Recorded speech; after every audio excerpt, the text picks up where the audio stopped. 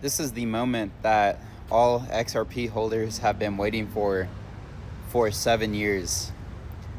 We always knew that XRP's price was based on its utility. It was never based on hype.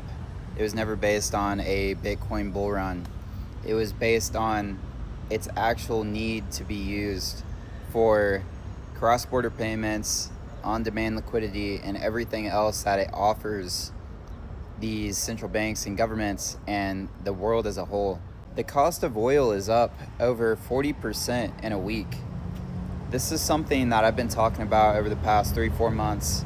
This is something that Jake Claver has been talking about. This oil crisis was always in the cards.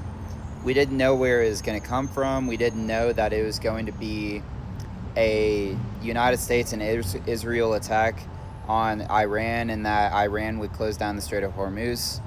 We didn't know how it was going to happen, but we knew that it was going to be due to the Strait of Hormuz likely closing down.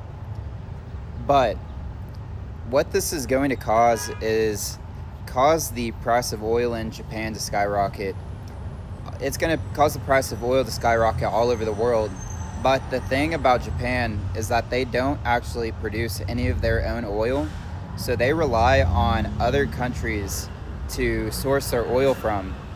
And when this happens, when the price of oil skyrockets, this causes huge amounts of inflation in Japan.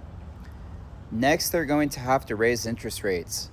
And the interesting thing about this was back in December, I was calling for XRP to hit 3 digits before January. This is because I thought Japan was going to raise their interest rates in their last meeting. But the interesting thing about this whole timeline, when it's all playing out, is that the next meeting for interest rates in Japan for the Bank of Japan is March 18th.